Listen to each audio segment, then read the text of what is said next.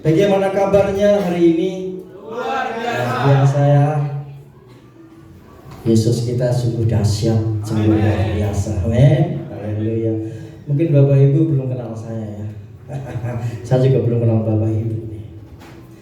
Saya baru pertama kali berada di tempat ini Bapak Ibu. Saya rasa Bapak Ibu jangan kaget. Terima kasih Pak Dita yang sudah memberi kesempatan bagi saya untuk berdiri di tempat ini menyampaikan kabar baik bagi kita semua. Bapak Ibu semua yang dikasih Tuhan, perkenalkan saya, nama saya nggak jauh beda dengan nama Pak Abram. Kalau Pak Abram bla bla bla bla, kalau saya Santoso, singkat.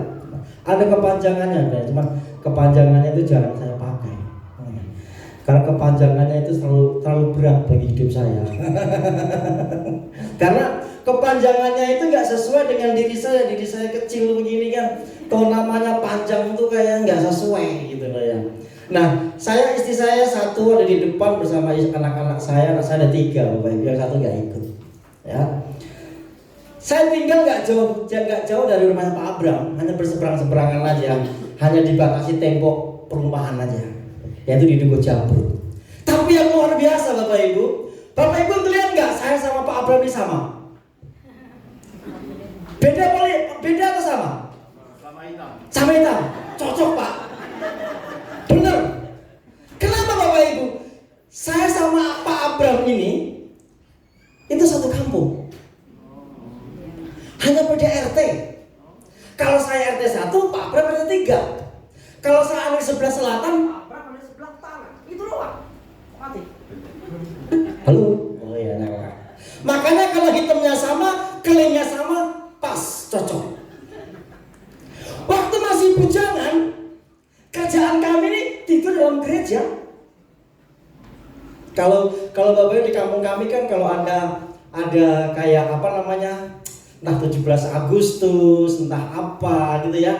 Ada yang dulu kalau usia saya ada yang namanya orang tancep. Atau bioskop yang ada di lapangan-lapangan. Kami berdua nih sering datang naik sepeda. Dan memang kami berdua ini teman dari kecil Bapak Ibu ya. Cuman Pak Abram lebih sukses lebih dulu daripada saya ya. Kalau Pak Abram lebih diberkati Tuhan luar biasa lebih dulu daripada saya. Ya, Pak Abram udah malam buana kemana-mana sama jadi tukang ngepel Bapak Ibu ya. Pak Abram udah main keyboard di mimbar gitu kan, sama tukang ngepel Bapak Ibu. Ya. Jadi kalau hari ini ada di tempat ini reunian saya sama dia. Dulu kan gembalanya itu Pak Alex saya, bapak tua saya lah gitu ya. Kami kalau malam minggu pokoknya tidurnya di gereja berempat dulu. Yang satu sekarang ada di daerah mana ya? Di Solo pokoknya lah.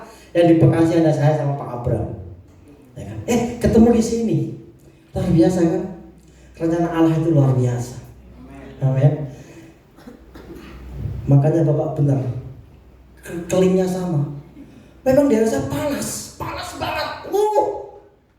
Kayak kalau yang di TikTok tuh ya, kalau yang di TikTok atau di Instagram, oh Tuhan, kayaknya lakinya bocor ini ya, panasnya nggak keruan-keruan. Di kampung saya begitu. Makanya wajah Pak Abram sama saya, nggak ada bedanya. Karena di Bekasi aja agak mengkilap ya. Coba kali kampung saya, hitamnya. Kalau keluar malam coba, kagak kelihatan antara manusia dan warna hitam. Nah, Bapak kita akan kembali kepada firman Tuhan. Firman Tuhan hari ini memberikan tema yaitu luar biasa, yaitu menjalani kehidupan yang berat tapi keluar sebagai pemenang. Amin. Siapa yang mau sebagai pemenang angkat tanganmu? Saya rasa semua pengen jadi pemenang. Ingin menikmati hidup yang enak, yang sejahtera, semuanya ada kecukupan. Amin? Yakin kan? Nah, Bapak Ibu sih, tapi semuanya itu ada proses. Saya sebelum berdiri di tempat ini di beberapa gereja, proses saya waktu itu saya full timer di gereja Saran Graha. Saya sebagai tukang ngepel. Saya datang dari Jawa, Jauh-jauh ke Bekasi hanya sebagai tukang ngepel. Naik sedikit pegang sound system.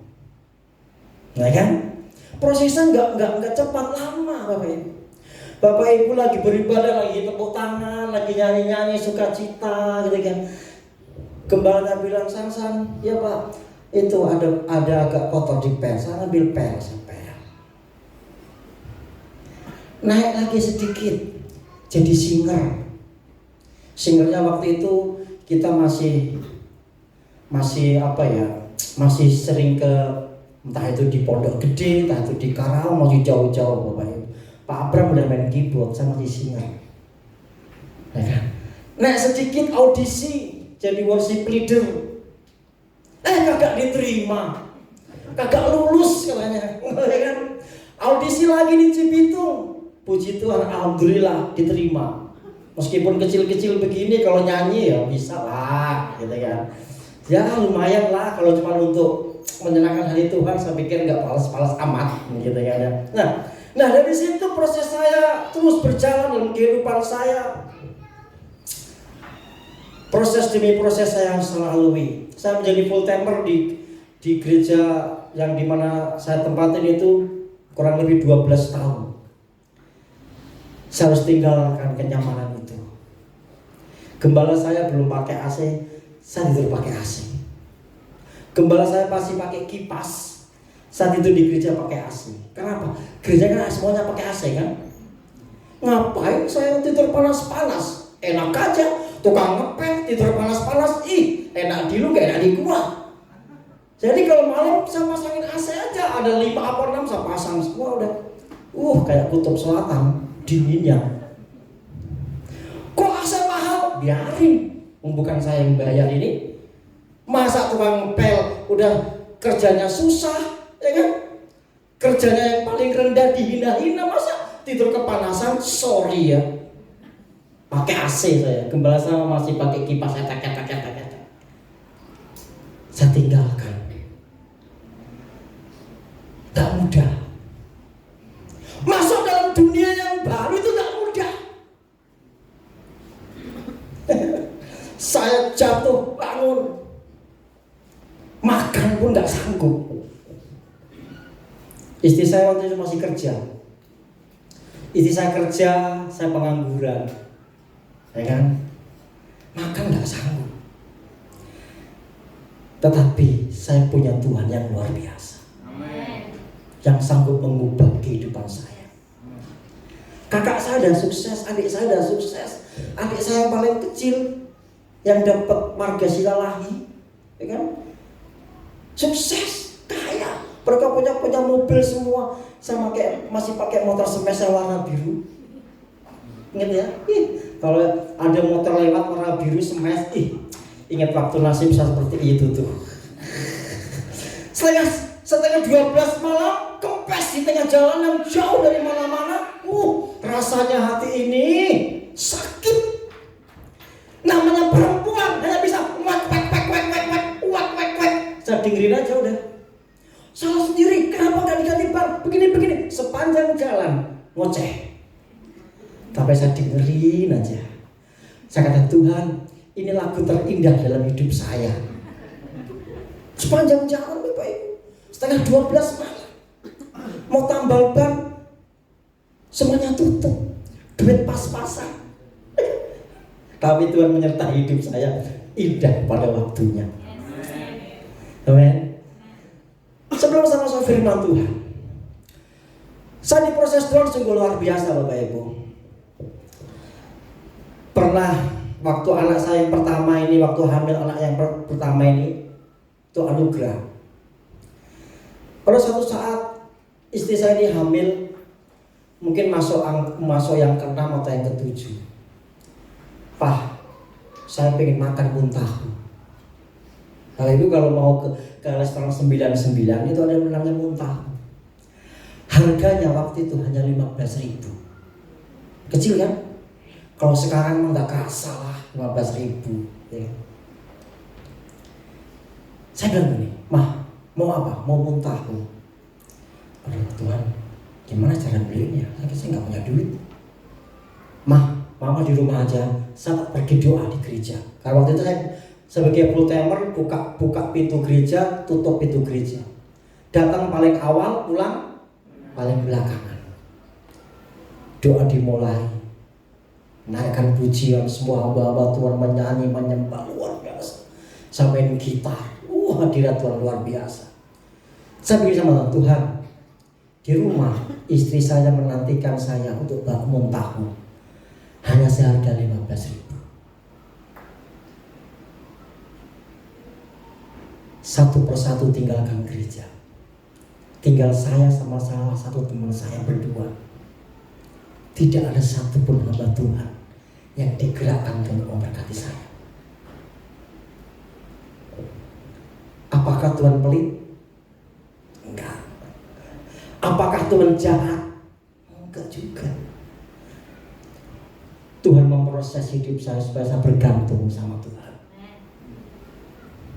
Enggak lama Bapak Ibu, saya lagi, Tuhan, jangan kau permalukan hambamu ini. Meskipun ada tukang ngepel, tapi ini hambamu. Enggak lama ada mobil datang, gedubrak. Kenapa itu mobil? Berhenti di mana pas saya sedang duduk sama teman saya. Karena teman saya ini menunggu kakaknya untuk menjemput dia. Dia keluar mobil, jiger. Mas, bisa nggak ganti ban saya? Oh bisa Pak. Kalau cuma ganti ban mah bisa Pak. Saya bawa mobil Bapak juga bisa. Enggak Pak, ganti ban saja. Oke. Saya ganti ban. Orang Jawa itu jarang yang bisa ganti ban, kecuali orang Batak. Tapi saya punya keahlian itu Bapak Ibu. Semua saya kerjakan. Mau toko mau bangunan, mau apa saya kerjakan dengan baik. Saya ganti ban. Selesai. Kalau orang Batak kan nggak ada tedeng aling-aling kan. Siap. Ya, nih Pak, terima.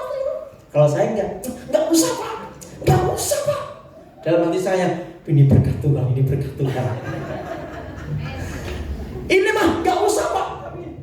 Ayo Pak. Tadi saya butuh berapa? 15.000. Saya dikasih. Gak saya buka dong. Tunggunya pergi dulu dong. Kalau tak buka nggak etis gitu loh. Meskipun butuh banget, gitu kan. Saya tutup tangan saya, orangnya pergi. Terima kasih Tuhan, kau luar biasa. Akhirnya istri saya makan muntahu, anak saya nggak ngeces. Saya buka, ceger, luar biasa. Kalau saya tadi hanya butuh 15.000, berapa yang Tuhan kasih? Ada yang tahu? Kecuali istri saya, anak saya. Kenapa ayah sama Tuhan ya? Betul. Kalau tadi saya butuh 15.000, Tuhan memberikan pas 15.000. Dahsyat kan? 15.000 juga yang Tuhan berikan. Lah, begitu kalau sampai doa puasa, ngeri kan? Tapi dahsyat. Saya pulang buru-buru ya. Hati dapat berkat 15.000, semuanya minta ampun. Pulang, tutup restorannya. Waduh Tuhan, apalah salahku ini? Ya sudahlah, akhirnya saya masuk ke pecel lele. Set, ya kan? Karena istri saya nggak doyan lele, saya beli ayam. Ayam waktu itu 12.500, sisa 2.500. Saya pulang, buka pintu, ada apa sih Pak? Ayo kita makan malam. Papa kenapa? Ayo kita makan. Ada ayam. Nyolongnya. Oh bukan nyolong, nyuri, bukan. Berkat pokoknya makan dulu, habis itu baru cerita saya. Makan kenyang, baru cerita sama dia. Waktu itu istri saya nggak tahu namanya itu pelayanan, nggak tahu namanya itu beriman. Karena apa? Dia bukan dari seorang hamba Tuhan atau hamba Allah. Dia hanya orang pekerja keras, ya. Jadi ini mujizat dari Tuhan. 15.000. Kecil kan? Kecil aja Tuhan tahu. Apalagi yang gede. Tuhan pasti perhatikan lebih dari segalanya. Nah, Bapak Ibu saudara yang dikasih Tuhan, Jadi hari ini biarlah kita sama-sama belajar menjalani kehidupan yang berat, tapi kita keluar sebagai pemenang. Kalau hidup saya sama hidup Pak Abram tahu persis lah. Pak Abram tahu keadaan keluarga saya. Saya juga tahu keadaan Pak Abram. Karena memang satu kampung dari kecil. Ya kan? Kita buka dalam Roma pasal yang ke-8 ayat yang ke-35 sampai yang ke-37. Roma pasal yang ke-8 ayat 35 sampai 37 saya bacakan. Yuk sama-sama kita sama-sama ya. Sobat berdiri, kita baca sama-sama ya. Roma pasal yang ke-8 ayat 35 sampai 37. Kita baca sama-sama. 1, 2, 3. Siapakah yang akan memisahkan kita dari kasih Kristus? Terus Penindasan atau kesesakan? Terus atau penganiayaan? Atau kelaparan? Atau ketelanjangan? Atau bahaya? Atau pedang? Seperti ada tertulis, oleh karena Engkau kami ada dan kami mau sepanjang hari. Kami telah diangkat sebagai domba-domba sembelihan. Tetapi dalam semuanya itu kita lebih daripada orang-orang yang benar. oleh Dia yang telah mengasihi kita. Amin. Silakan duduk dalam hadirat Tuhan kembali. Ya. Firman Tuhan mengatakan dengan jelas di ayat 35, siapakah yang akan memisahkan kita dari kasih Kristus? Hari-hari ini memang tidak mudah untuk kita jalani, semua terasa berat. Semua sepertinya tidak mungkin. Tetapi kita boleh menyerah dan jangan dengan situasi, jangan pernah menyerah dengan keadaanmu hari-hari ini. Saya kalau menyerah, mungkin nggak sampai hari ini, Bapak Ibu. Ya kan? Kehidupan yang memproses kita, baik itu perekonomi, keluarga, bahkan iman, atau penyakit yang kita alami, atau bahkan pengkhianatan, sakit hati, sakitnya tuh di sini, ya kan? Kecewa, itu proses. Jangan pernah Bapak Ibu menyerah, ya kan? Kekristenan bukan berarti hidup tanpa masalah, tetapi Kristus memberikan kekuatan untuk keluar sebagai pemenang. Pada saat saya diproses, kalau saya menyerah, saya nggak bisa bertahan sampai hari ini. Dulu, ini pasti semua mengalami. Kalau kita sedang masuk proses, kalau orang Jawa itu melangsak, atau melangsak, apa ya? Nggak tahu melangsak ya. Kehidupan yang sangat memprihatinkan. Semua orang nggak akan melihat. Saya dulu semenjak keluar dari full timer, ya kan? Orang nggak mau melihat saya. Padahal waktu itu saya keluar baik-baik. Sakit rasanya. Tapi coba sekarang. Pak Santoso, bisa nggak Pak ya duluan saya? Bapak Ibu, kalau dulu melihat aja mungkin satu mata nih melihat saya, bahkan mungkin nggak mau melihat keadaan saya, karena waktu itu keadaan saya miskin. Waktu itu anak saya yang laki-laki mau Natal saja, Pak, besok Natal saya suruh beli baju baru, warnanya putih. Waktu itu mungkin baju sekitar harga 60.000. Saya katakan sama istri saya, Mak, uang dari mana kita beli baju baru? Kita nggak punya duit. Tapi anak laki-laki saya udah happy banget. Besok saya pakai baju baru. Saya nggak sanggup beli. Karena supaya anak saya nggak kecewa, kenapa? Apa yang saya lakukan? Saya pinjam sama teman saya yang anaknya seumuran. Saya pinjam bajumu dulu dong. Anak saya nggak tahu itu kalau itu baju pinjaman. Yang penting happy, tampil di depan nyanyi dengan gagah. Saya di belakang, anakku, gue happy. Gue nggak tahu itu baju pinjaman. Anak saya mau goyang kiri, goyang kanan, laki-laki kan. Saya di depan sana, saya di belakang sana kata, itu baju yang kamu pakai itu pinjaman. Habis kamu pakai saya balikin ke orangnya. Sampai segitunya. Itu pada saat kau diproses, pada saat mengalami situasi yang sulit. Lalat pun kalau bisa gak menempel di dalam hidup saya. Orang melihat saya itu sinis, ya. Tetapi orang yang berharap sama Tuhan tidak pernah dikecewakan. Amen. Yang pertama, penderitaan adalah bagian dari rencana Allah. Roma 8 ayat 18. Roma 8 ayat 18 dikatakan apa? Sebab aku yakin bahwa penderitaan zaman sekarang ini tidak dapat dibandingkan dengan kemuliaan yang akan dinyatakan kepada kita. Jadi penderitaan hari-hari ini yang kita alami, apalagi kalau kita menderita untuk pekerjaan Tuhan, jangan pernah takut. Apalagi kalau kita menderita untuk Tuhan, jangan pernah takut. Karena apa? Hidup kita itu ada di dalam tangan Tuhan. Saya dulu kalau pas pertemuan keluarga, semua bawa mobil, Bapak Ibu. Saya bawa motor semes. Pernah jatuh di Kalimalang sama anak saya, dobrak untuk masih kasih kesempatan untuk hidup kan. Minder saya, Bapak Ibu. Semua pada pakai mobil, kalau parkir. Saya begini aja tuh.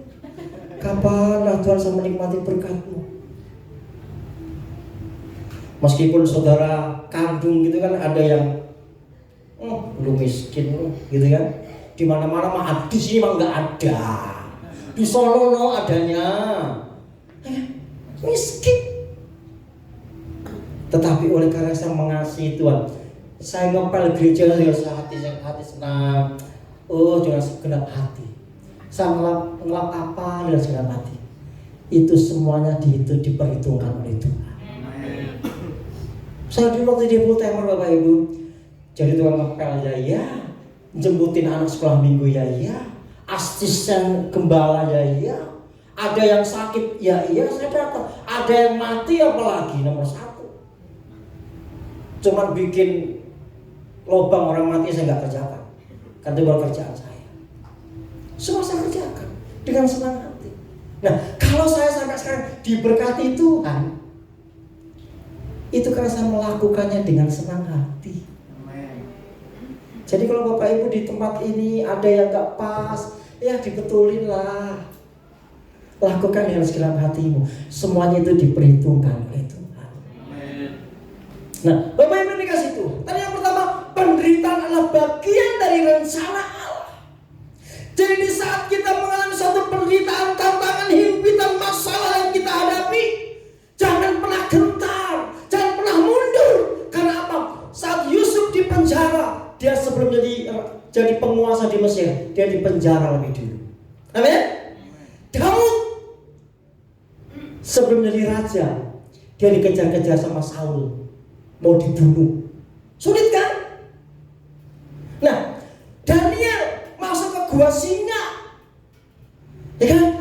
Yesus juga begitu. Dia disalibkan. Penderitaan hari-hari ini yang kita alami, jangan pernah takut. Amen. Jangan pernah khawatir. Amen. Hidup kita itu ada di tangan Tuhan. Amen. Pada suatu saat teman saya mengatakan begini, Pak, saya ini kayaknya dibeban keluarga. Kenapa? Sering sakit, Pak, masuk rumah sakit. Bahkan besok pun saya harus kontrol lagi, Pak. Karena kayaknya ada batu merdu atau apa, Pak, yang harus dioperasi. Jadi emang dia sering masuk rumah sakit. Suaminya kan kerja di PCKA, di kereta api. Mengeluh. Saya katakan, Ibu,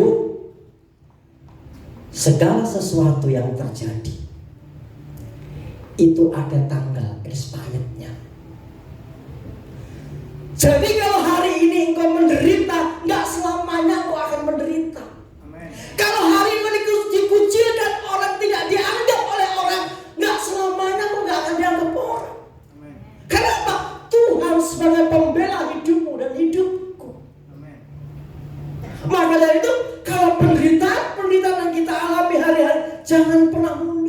Jangan pernah gentar, hadapi bersama-sama dengan Tuhan.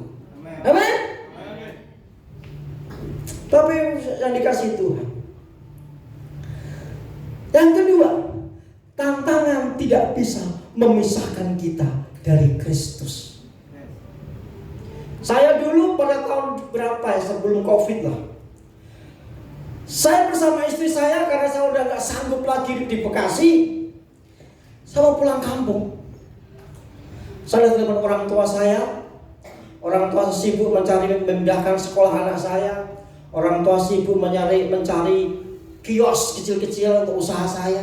Sibuk. Tuhan, hidup di Bekasi susah banget sih, orang mau pulang kampung aja lah. Meskipun di kampung saya itu panas, gak apa-apa, saya pulang kampung aja. Tapi sepertinya emang Tuhan gak izinkan. Penderitaan itu luar biasa, tetapi itu tidak memisahkan kasih Kristus kepada hidup saya. Makanya saya boleh ada sampai hari ini. Gagal, semua sudah dipersiapkan, ya kan? Sekolah anak saya sudah dipersiapkan, kios yang mau untuk usaha sudah dipersiapkan, semua dipersiapkan orang tua saya, ya kan? Ya kecil-kecil orang tua saya punyalah duit, ya kan? Meskipun anaknya melangsak di Bekasi. Kalau orang tua ini kadang-kadang kalau punya duit kan begini, aku nggak punya duit kok leh. Padahal banyak duitnya. Itu kalau orang Jawa, kalau orang Batak aku nggak tahu. Mak, aku pinjam duit, aku nggak punya duit leh. Bener, demi Tuhan aku nggak punya duit.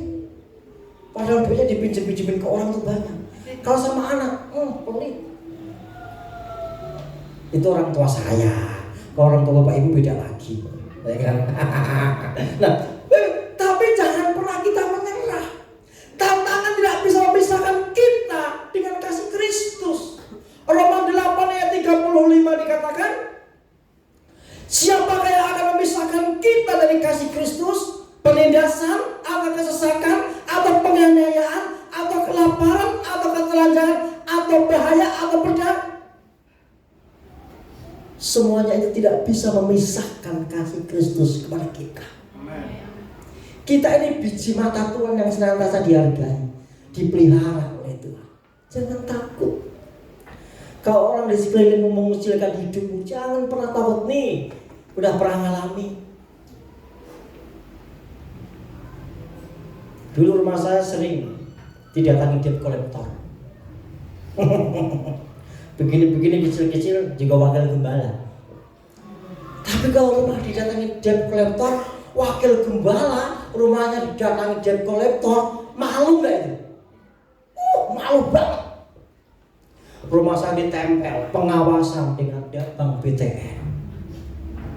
Pagi-pagi kan ada yang ngantar jemput anak saya, dicopot sama dia. Malu-maluin ya, rumah gembala, wakil gembala BTN copot. Saya pulang kerja, kok nggak ada? Oh di bawah, saya tempel lagi. Besok dia datang jemput anak saya, dicopot lagi sama dia. Wih, kurang ajar ini. Yang punya rumah siapa? Gitu kan ya? Dicopotin mulut tiap pagi. Soalnya tak tempel lagi. Ketemu lagi aja. Bu, kenapa itu pelang itu dicopot sama ibu? Malu pak. Masa wakil gembala rumahnya dalam pengawasan Bank BTN? Saya bilang, nggak usah dicabut bu. Kenapa pak? Siapa tahu tetangga saya belas kasihan sama saya, bayarin utang saya. Gitu ya pak? Iya biarin aja. Besok-besok nggak cabut lagi bapak ibu. Tempel. Saya begini, sampai kapan ini Tuhan? Dalam pengawasan Bank BTN. Tapi aja, bos saya itu orangnya pelit di dunia. Ada Siantur di sini? Gak ada. Bukan nama itu maksud saya yang saya maksud, bukan ya, bukan itu. Tiba-tiba saya dipanggil, San sini masuk ke kantor. Ya pak, ada apa pak? Kok saya lihat mukamu murung, kenapa ya? Saya ini orangnya kan happy bapak ibu ya. Saya itu di mana-mana happy, di lingkungan RT saya aja. Kalau ada kegiatan gak ada Pak Santoso itu sepi. Karena kalau di kegiatan RT, saya sering nyanyi bapak, nyanyi campur sari sambil joget-joget, saya gitu. Itu saya. Jadi kalau nggak ada Pak Santoso sepi rasanya. Bos panggil, sini. Kenapa San? Iya Pak, rumah saya dalam pengawasan bank. Emang udah berapa bulan? Udah 3 bulan Pak. Ini udah masuk 4 bulan. Berapa sebulan? Kecil sih Pak. Berapa? Cuma 2 juta sih. Oh, ya sudah, ngomong sama bendahara. Kenapa? Dipinjemin, bukan dikasih Pak. Dipinjemin, enak aja. Saya pikir dikasih Pak, pinjem. Terus gimana kembaliannya Pak? Ya suka-suka lah. Potong aja gaji. Loh, gaji cuma berapa? Dipotong lagi. Mau makan apa ini saya Pak? Ya sudahlah, terserah kamu lah, kamu balikin. Pinjemin Bapak Ibu 3 bulan 6 juta. Oh, mimpi apa aku semalam ini? Orangnya pelit, ampun. Saudaranya pinjam dikasih. Saudaranya yang satu marga nggak dikasih. Pasang sini. Kenapa pasang tadi dipanggil bos? Iya, saya dipinjemin duit. Enak kali. Saya saudaranya mau pinjam untuk beli motor saja kagak dikasih. Kurang berdoa. Iya Bapak, dikasih pinjam 6 juta, saluras jeber, ya kan? Udah nggak ada lagi di plan dalam pengawasan BCA. Itu bukan kuat gagah saya, tapi karena Tuhan memperhatikan hidup saya. Jadi para saudara Bapak Ibu, diproses. Tantangan itu tidak bisa memisahkan kasih Kristus kepada kita. Amin.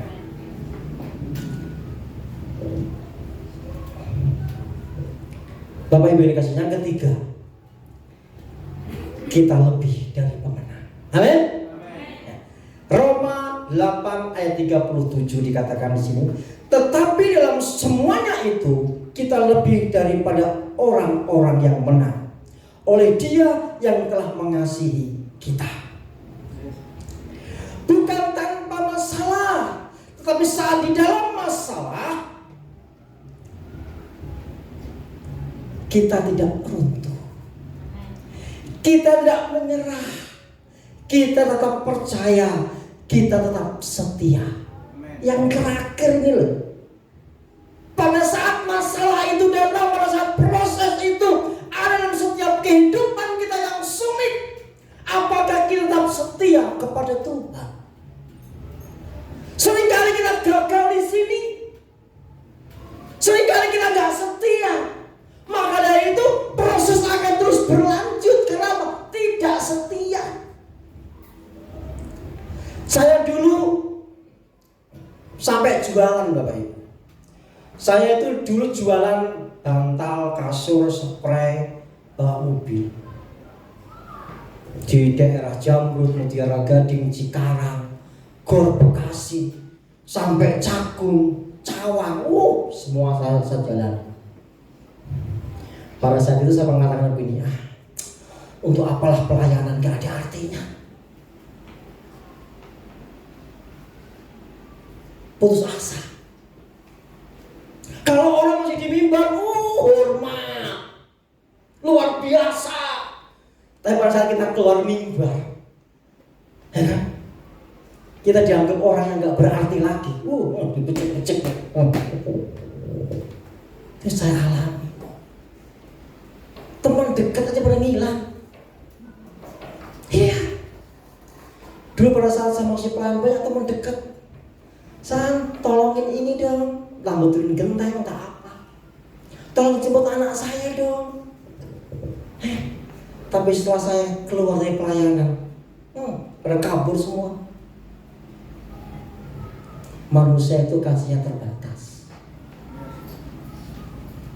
Bahkan manusia itu mulutnya lebih kejam daripada mulut manusia. Ya kan? Manusia itu lebih kejam dari manusia. Yang kita kenal, yang gak kenal mah ya baik-baik aja. Kalau gak kenal kan gak mungkin sama nama bapak kan, ya Pak ya. Gak mungkin kan. Silahkan Pak, monggo. Ya kan? Coba kalau kenal, sombong kali kau. Siapa sih kau? Ya kan? Tapi semuanya itu ada waktunya. Pada saat saya jualan panas-panas, Lebih keling Pak dari sekarang Pak. Ini lumayan Pak, masih kelihatan karena ini perawatan Pak. Muka saya ini perawatan loh Pak, tapi masih hitam kan Pak. Istri saya kadang membawa ke tempat perawatan, ayo Pak perawatan, enak Pak. Emang enak lah pokoknya. Disuntikin 30 suntikan. Mau kabur agak bisa. Ayo Pak kita perawatan, disuntikin lagi. Biar awet muda Pak. Bapak Ibu usia saya berapa? Saya bisa nebak 40 Pak. Maaf. Ada lagi? 45. Mantap. Satu lagi. Pas. Kalau ada yang pas, gocap nih. Kau main judi aja ya bukan ya? Apa? Oh sepeda aku gak beli Pak. Berapa? 5? Halo. Sampai 52 angkat tangan. 52 Bu. Gocap buat Ibu. Nanti setelah firman tagih saya Bu ya. Cek. Bapak Ibu saya usianya 52. Tahun ini 53 ya. Istriku sayangku ya. Kalau Bapak Ibu mau ngirim kue pas tanggal 21 Desember usia saya 53. Desember, orang Desember ya begini nih. Keren kan? Kan itu Tuhan. Muka masih muda. Usia 53. Tadi malam saya main bulu tangkis. Ada bapak-bapak semua rambutnya putih. Udah tua daripada saya tanya iseng saya, Pak, usia berapa Pak? Saya kelahiran 75 Pak. Oh 75. Kalau 75 berarti berapa ya Pak? 51 Pak ya? Ya mungkin lah. Dalam hati, tua banget ya. Saya pikir 60 Bapak dalam hati. Tua banget. Saya aja yang 52, 53 masih muda, ini kok tua banget ya.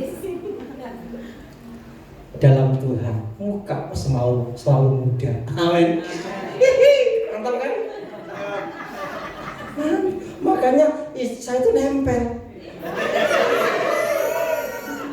I love you sayangku, I love you too. Gitu. Iya.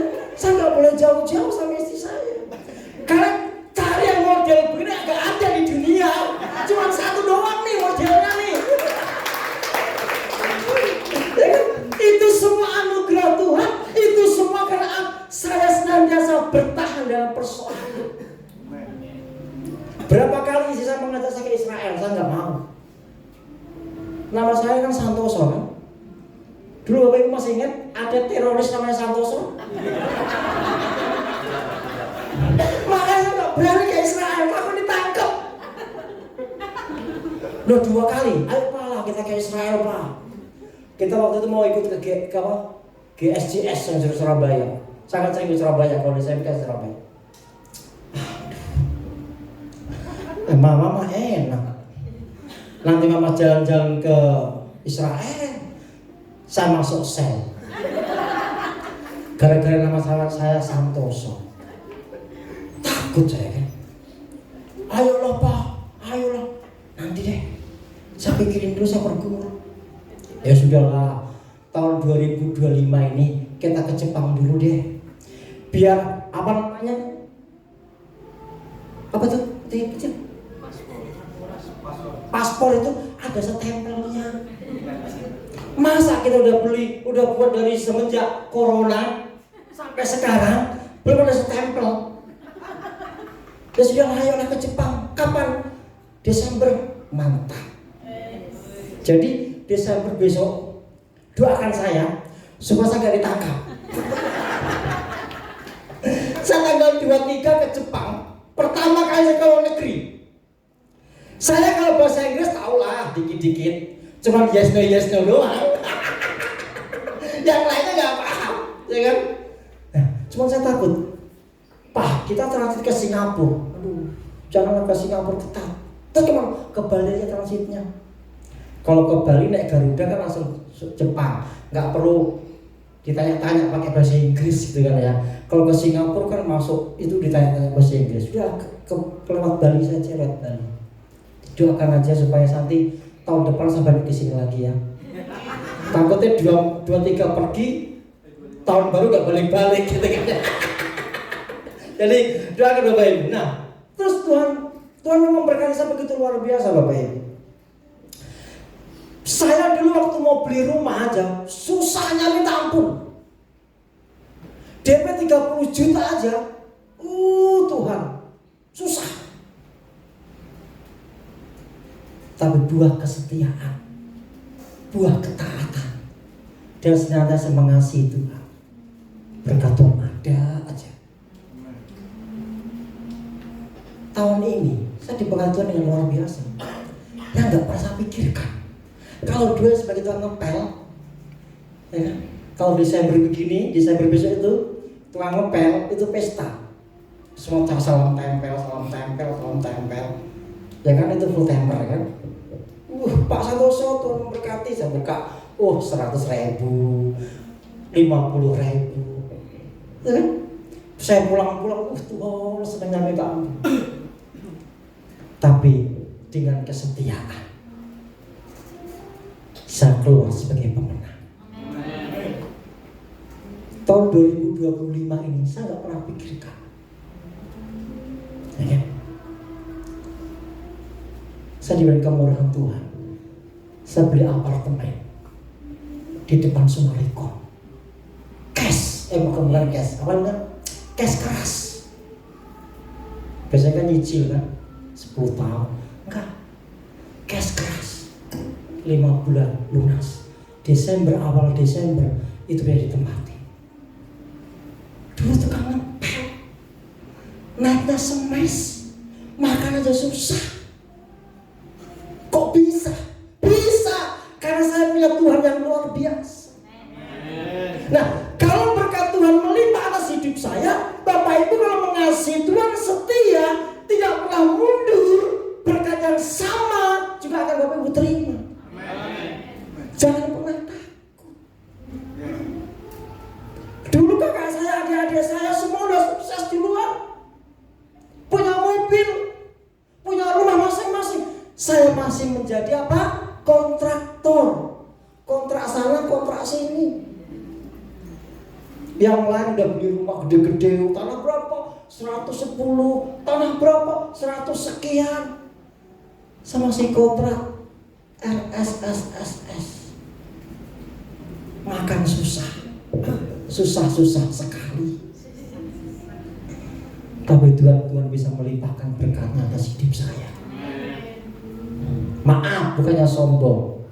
Kalau mereka mobilnya mungkin gak ganti-ganti dari 15 tahun yang lalu, ya kan? Tapi oleh kasih kemurahan Tuhan, ya kan? Saya udah berapa kali ganti mobil. Meskipun ya gitu deh, ya kan? Tapi mengasihi Tuhan. Kalau kita punya hati mengasihi Tuhan, jangan mudah menyerah.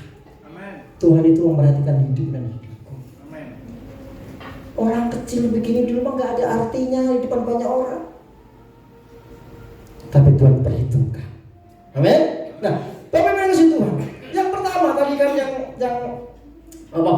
Aplikasi semuanya ini apa yang kita kerjakan? Yang pertama, fokus pada Tuhan, bukan pada masalah. Fokus sama tuntunan Tuhan. Ya kan? Penderitaan itu sama dengan sekolah iman kita, membentuk karakter, menghancurkan keegoisan, membuat kita bergantung pada Tuhan, menghasilkan kemuliaan Tuhan. Amin. Nah, Bapak Ibu dikasih Tuhan, kalau kita mau fokus, Tuhan juga fokus atas hidup kita. Kalau kita mau berjerih lelah untuk pekerjaan Tuhan, Tuhan juga mau memberkati kita berlipat-lipat kali ganda. Yang kedua, jangan menyerah. apapun kondisimu, apapun keadaanmu, jangan pernah menyerah. Kata orang biarin, nggak usah kau hiraukan. Yang penting cara hidupmu sama Tuhan. Amen. Makanya itu sering saya katakan begini. Saya yakin semua ingin diberkati Tuhan kan ya. Amin. Buat Tuhan tertarik dengan cara hidupmu. Kenapa istri saya mau sama saya? Kenapa saya mau sama istri saya? Karena dua-duanya tertarik. Ya, kalau istri saya kan tinggi, saya kan pendek. Pas kan? Memperbaiki kan? Paham, 100, cocok. Memang itu tujuan saya. Nah, kalau saya pendek dan masih istri pendek, mau jadi apa anak saya? Saya kan? Memperbaiki keturunan. Ya, tapi itu sudah mungkin Tuhan juga sudah tahu kan. Santoso ini kecil banget ini bocah ini ya. Harus saya kasih istri yang tinggi nih, biar anaknya tinggi-tinggi. Terus yang saya tinggi, apalagi yang laki-laki tinggi daripada mamanya. Nah, apa yang dikasih Tuhan? Yang ketiga, bangun hidup dengan firman. Isi hidup kita dengan firman. Ya kan? Kalau kita, siapa yang dari kampung pasti tahu cara menanam jagung. Ya kan? Jagung itu pasti kalau kita tanam, kita masukkan ke dalam tanah, ya kan? Agak-agak kita biar keras, ya kan? Masukkan ke dalam tanah, tidak akan tumbuh. Kalau hidup saat ini sedang diproses, engkau sedang dimasukkan ke dalam tanah, engkau akan bertumbuh, engkau akan kuat. Jadi jangan pernah mundur, jangan pernah takut, karena Tuhan Yesus besertamu dan beserta. Nah, Bapak Ibu yang dikasih Tuhan, yang terakhir, setiap orang percaya pasti menghadapi kesukaran. Tetapi dalam Kristus kita lebih dari pemenang. Bukan karena kita kuat, tapi karena Tuhan menyertai hidupmu dan hidupku. Amin. Bapak Ibu dikasih Tuhan. Sebelum saya akhiri apa yang saya sampaikan hari ini, biarlah mari sama-sama kita terus bergantung sama Tuhan. Kalau tadi yang pertama dikatakan penderitaan adalah bagian dari rencana Allah. Yang kedua, tantangan tidak bisa memisahkan kita. Yang ketiga, biarlah kita keluar lebih dari pemenang. Kita keluar sebagai pemenang. Pada saat pergumulan belum dijawab oleh Tuhan sampai hari ini, engkau tetap berdoa sama Tuhan. Pada saat saya mengambil rumah, saya berdoa puasa.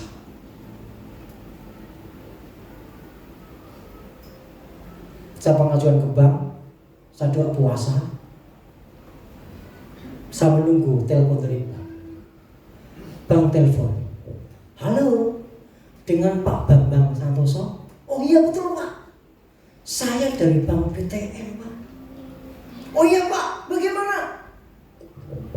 Pengajuan Bapak tidak di ACC. Padahal Pak, saya sedang angkat tangan, saya sedang berdoa, saya sedang berbahasa roh. Gak di ACC.